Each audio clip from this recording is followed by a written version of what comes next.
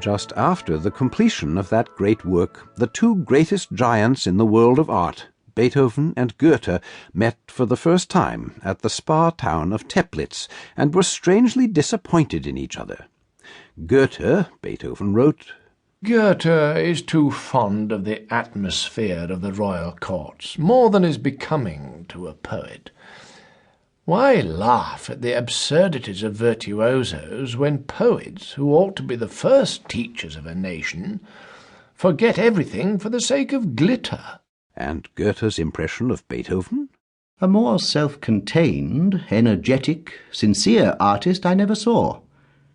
His talent amazed me. Unfortunately, he is an utterly untamed personality, not altogether in the wrong in holding the world to be detestable, but who does not make it any the more enjoyable either for himself or others by his attitude. He is very excusable, on the other hand, and much to be pitied, as his hearing is leaving him. And there were few things in personal relations that Beethoven loathed more than to be pitied.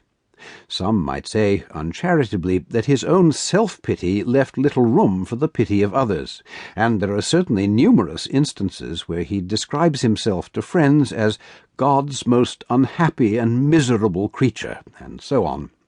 In his journal, too, he frequently invokes the Almighty. God, help me. Thou seest me forsaken by all mankind. O harsh fate, O cruel destiny, no, no, my miserable state will never end.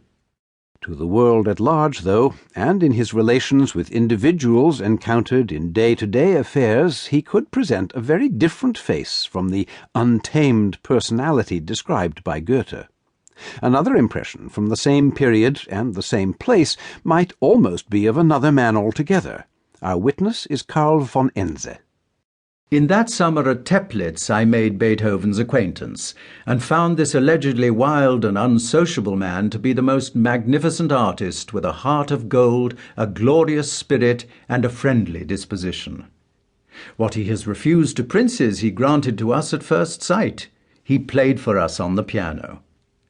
I was soon on intimate terms with him, and his noble character, the uninterrupted flow of a godlike spirit, which I always seemed to feel with an almost reverential awe when in his very silent presence, drew me closely to him, to such an extent that day after day I did not ever feel the burden of his company, which on account of his deafness most people found rather exhausting.